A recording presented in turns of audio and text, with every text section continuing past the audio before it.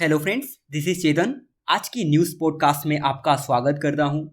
आपको याद होगा कि कुछ दिन पहले रूस ने दुनिया को चेतावनी दी थी कि अगर नाटो ने यूक्रेन में अपनी सेना भेजी तो बात परमाणु युद्ध पर आ सकती है।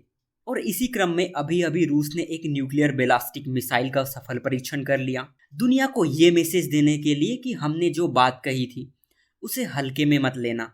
रूस ने जो मिसाइल परीक्षण की उसका नाम RS-24 यानी यॉर्स है, जो 23 मीटर यानी 23 मीटर लंबी है। ये मिसाइल मल्टीपल न्यूक्लियर वॉरहेड को ले जा सकती है, जिसमें से हर एक डिफरेंट ऑब्जेक्ट को टारगेट करने में कैपेबल है। आपकी इंफॉर्मेशन के लिए बता दूं कि रूस के पास अभी फिलहाल 5,889 यानी आप मान लीजिए कि लगभग 6,000 परमाणु हथियार हैं, जो दुनिया में सबसे ज्यादा है। और दूसरे नंबर पर अमेरिका आता है, जिसके पास लगभग 5,300 परमाणु हथियार हैं। लेकिन फ्रेंड्स, सवाल ये है कि रूस के पास इतने सारे परमाणु हथियार होने के बाद भी वो अपने हथियारों का जखीरा क्यों बढ़ा रहा है? क्योंकि जब पुतिन ने परमाणु युद्ध की धमकी दी थी तो उन्होंने क्लियरली ये कहा था कि हम फिर से न्यूक्लियर रेस में शामिल नहीं होना चाहते, यानी फिर से हथियारों की दौड़ में शामिल नहीं होना चाहते, जिसे हमने पिछले वीडियो में डिस्कस भी किया था। लेकिन दूसरी ओर पुतिन परमाणु हथियारों को ले जाने वाले मिसाइल का परीक्षण भी करते हैं। इससे क्या बात साबित होती है? क्या बड़ी बड़ी शक्तियों की जिम्मेदारी नहीं बनती कि वो खुद पर डिसिप्लिन बनाकर रखें?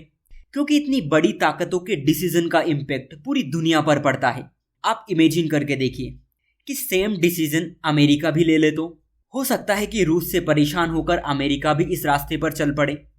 फ्रेंड्स, जिन देशों के ऊपर दुनिया चलाने की जिम्मेदारी होती है, अगर वो ही ऐसी हरकतें करें तो फिर ऐसे वर्ल्ड ऑर्डर का बदल जाना ही ठीक है, ताकि उभरते हुए देशों को नई पहचान मिल सके। और शायद यही समय की मांग है। दूसरी न्यूज़ लेटरल एंट्री को लेकर है कि गवर्नमेंट ने यह डिसाइड किया है कि वो प्राइवेट सेक्टर के 25 विशेषज्ञों को लेटरल एंट्री के थ्रू अपॉइंट करेगी। और प्रधानमंत्री की अध्यक्षता में एक नियुक्ति की समिति ने 3 जॉइंट सेक्रेटरी और 22 डायरेक्टर डिप्टी सेक्रेटरी को अपॉइंट करने का डिसीजन लिया है।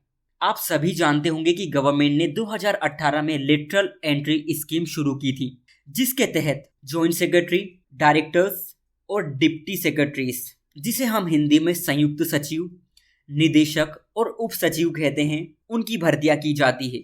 ये स्कीम लाने का सरकार का उद्देश्य ये था कि प्रशासन में विशेषज्ञों की भी नई प्रतिभा आनी चाहिए। लेकिन आपको यहाँ पर एक बात ध्यान रखनी है कि जनरली जो संयुक्त सचिव हैं, निदेशक है और उप सचिव के जो पद होते हैं, उन्हें IAS, IPS या फिर IFS और जो ग्रुप के अंदर जितने भी अधिकारी आते हैं वो संभालते हैं। लेकिन जब लेटरल एंट्री की जाती है तो इन चीजों को नहीं देखा जाता। आप लोग इस बात पर विचार करना कि लेटरल एंट्री से क्या चीजें पहले से बेहतर हुई हैं? क्या इसका रिजल्ट पॉजिटिव निकला है? साथ में आप ये भी जानना कि लेटरल एंट्री के चैलेंजेस हमारे सामने कौन कौन से हैं।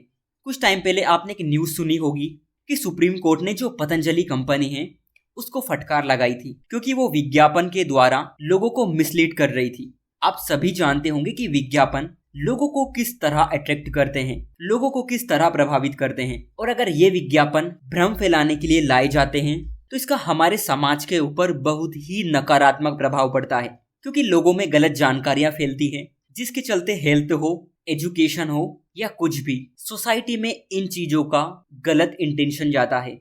इसका सबसे बुरा असर गरीब लोगों पर पड़ता है, क्योंकि उनके पास मेडिकल खर्च करने के लिए वैसे ही पैसे नहीं होते। और अगर वो इन भ्रामक विज्ञापनों का शिकार हो जाते हैं तो उनके पैसों की बर्बादी के साथ में उनकी जो हेल्थ है, उनका जो स्वास्थ्य है, वो भी खतरे में पड़ जाता है।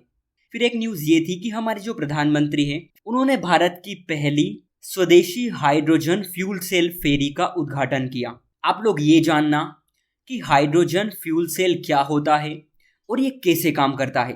फिर आपने एक न्यूज सुनी होगी कि भारत में जो तेंदुए हैं उनकी संख्या बढ़कर 13,874 हो चुकी है। ये भारत के लिए बहुत ही अच्छी बात है, खासकर इकोलॉजिकल पॉइंट ऑफ व्यू से। अगर आप इनका स्टेट वाइड डिस्ट्रीब्यूशन देखेंगे तो मध्य प्रदेश में सबसे ज्यादा लेपर्ड पाए जाते हैं, फिर उसके बाद महाराष्ट्र में, फिर कर्नाटका में और फिर तमिलनाडु में।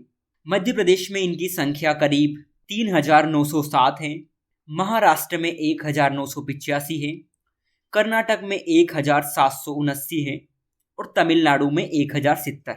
एग्जाम के लिए आप इन्हें रीअरेंज कर सकते हैं, एक बार बढ़ते क्रम में, एक बार घटते क्रम में, यानी असेंडिंग ऑर्डर में और डिसेंडिंग ऑर्डर में। सो आज के लिए इतना ही। Thank you.